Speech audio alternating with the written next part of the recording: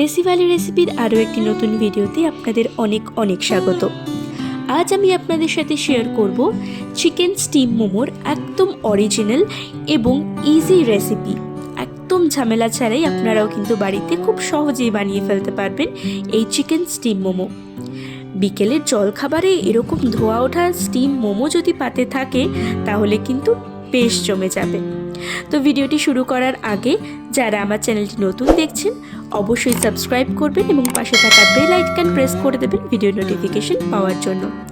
প্রথমে আমি কিছু সবজি কুচিয়ে নিয়েছি, তার মধ্যে রয়েছে বাঁধাকপি, গাজর, এখানে রয়েছে পেঁয়াজ কলি, একটা বড় সাইজের পেঁয়াজ নিয়েছি এবং 5 থেকে 6 কোয়া রসুন কুচি করে নিয়েছি। খুব ভালো করে তেল গরম করে আমি প্রথমে রসুন কুচিটা দিয়ে দিচ্ছি এবং তারপরে দিয়ে দিচ্ছি পেঁয়াজ কুচি। এই রসুন কুচি এবং পেঁয়াজ কুচিটা একটুখানি ভাজা ভাজা করে নিয়ে আমি বাদবাকি সবজিগুলোকে এখানে দিয়ে দেব।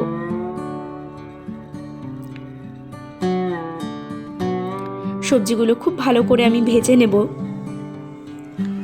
সামান্য একটু নাড়াচাড়া করে নিয়েই আমি এর ভিতর দিয়ে দেব পরিমাণ মতো নুন। নুন দেওয়ার পরেই কিন্তু এই সবজিগুলো থেকে আস্তে আস্তে জল বেরোতে শুরু করবে। এই সময় আমি দিয়ে দিচ্ছি এখানে চিলি গার্লিক পেস্ট। আপনারা যে কোনো মুদি দোকানেই কিন্তু পেয়ে যাবেন এই চিলি গার্লিক পেস্ট। এই চিলি গার্লিক পেস্ট কিন্তু মোমোর পুরটায় অসাধারণ একটা স্বাদ আনে। এর সাথে আমি দিয়ে দিচ্ছি চিকেন। এখানে আমি 250 গ্রাম মতো চিকেন নিয়েছি। এই চিকেনটাকে আমি বাড়িতেই খুব মিহিভাবে কুচিয়ে নিয়েছি। আপনারা চাইলে কিন্তু চপারেও চপ করে নিতে পারেন। এরপরে আমি দিয়ে দিচ্ছি গোলমরিচ গুঁড়ো। ভালো করে এই পুরের মশলাটা ভাজা ভাজা হয়ে গেলেই নামানোর আগে আমি একটু সয়া সস এবং ভিনিগার দিয়ে নামিয়ে নেব। সয়া সস ভিনিগারটা খুব ভালো করে মিশিয়ে নিচ্ছি। এই পুরের ভিতরে থাকা একটু ওয়াটারি ভাবটা কমিয়ে নিয়ে একটু কষা কষা করেই আমি নামিয়ে নিচ্ছি এই পুরটাকে। এবার এই পুরটাকে খুব ভালোভাবে ঠান্ডা হতে দেব। অন্যদিকে চলুন মোমোর জন্য ময়দাটা মেখে ফেলি। এখানে আমি 1 কাপ ময়দার মধ্যে সামান্য একটুখানি পরিমাণ মতো নুন দিয়ে নিয়েছি এবং এর ভিতরে দিয়ে দিচ্ছি আমি 2 টেবিল চামচ সাদা তেল। এই সাদা তেলটা খুব ভালো করে এই ময়দার মধ্যে মাখিয়ে নেব। এটাকে ময়াম দেওয়া বলে। এই ময়ামটা কিন্তু খুব ভালো করে দিতে হবে। মোমো বানানোর জন্য এই ময়ামটা কিন্তু ভীষণ ইম্পর্টেন্ট।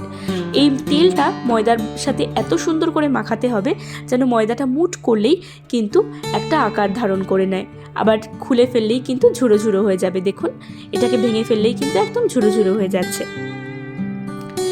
এবার আমি দিয়ে দেব জল। মনে রাখবেন মোমোর আটাটা সবসময় একটু শক্ত শক্ত মাখতে হয়। সাধারণভাবে আমরা যেরকম রুটি মাখি, রুটির জন্য আটা মাখি, সেরকমভাবে কিন্তু মাখলে হবে না, একটু শক্ত করে ময়দাটা মাখতে হবে।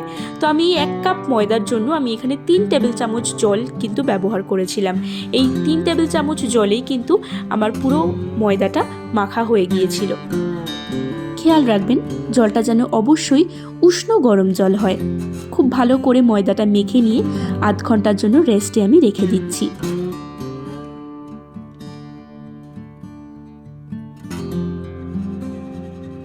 আধা ঘন্টা পরে আমি কিন্তু এসে ময়দাটাকে আরেকবার একটু ভালো করে মেখে নিয়ে আমি এখানে গোল গোল করে লেচি কেটে লুচি বেলে নেব। এই লেচি কাটা এবং লুচি বেলার মধ্যে এমন কিছু ব্যাপার নেই, এটা আপনারা সবাই বানাতে পারবেন। তাই আমি আর সেই লেচি কেটে লুচি বেলাটা আমি আর আপনাদেরকে দেখাচ্ছি না। আমি ডাইরেক্ট মোমোটা কি করে ফোল্ড করতে হবে সেটা আমি আপনাদেরকে দেখিয়ে দিচ্ছি। দেখুন, আপনারা তো সবাই মোমোর একটা পটলি বা গোল মোমোর কিন্তু শেপ আপনারা দেখেছেন। আমি কিন্তু আজকে একটা নতুন এবং ইজি একটা শেপ আপনাদের কাছে শেয়ার করছি।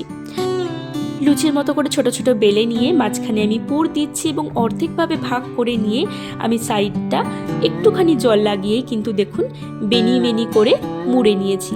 দেখুন, খুব সহজেই এটা মোড়া যায়। এটা মুড়তে কিন্তু একদম ইজি। দেখুন, আপনাদের সুবিধার জন্য আরও একটা দুটো আমি ভালোভাবে দেখিয়ে দিচ্ছি। সাইডটা একটু জল দিয়ে নেবেন, তাহলে এটা আটকাতে সুবিধা হয় এবং একটু চেপে চেপেই আপনারা কিন্তু এই বেনিটা সহজেই করে ফেলতে পারেন।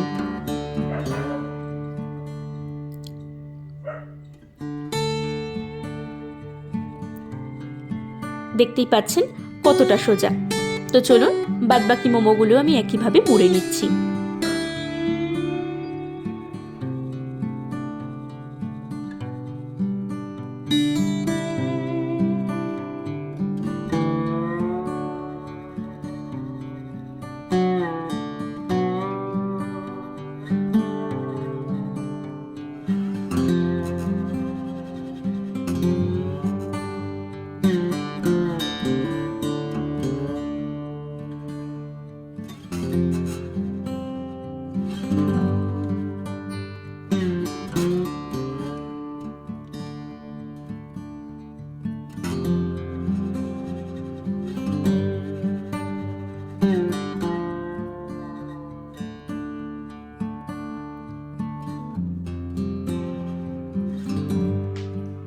সময় কিন্তু আমি অলরেডি গ্যাসে একটা কড়াইতে জল গরম করতে বসিয়ে দিয়েছি, কারণ মোমোগুলোকে স্টিম করতে হবে।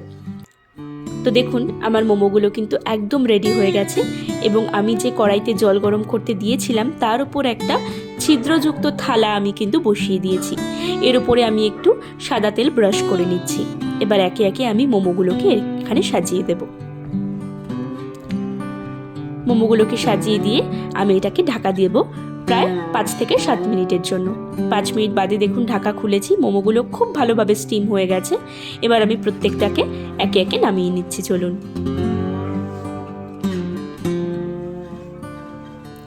এই মোমোর সাথে গরম গরম স্যুপ কিন্তু খুব ভালো লাগে। আমি এই মোমোটা কিন্তু গরম গরম নুডলস স্যুপের সাথে পরিবেশন করেছিলাম। নুডলস স্যুপের যদি আপনারা রেসিপি দেখতে চান অবশ্যই কমেন্ট করে জানাবেন, আমি কিন্তু রেসিপি দিয়ে দেব।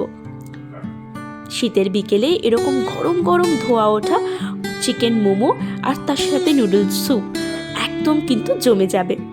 আপনারা জানাবেন ভিডিওটি কেমন লাগলো।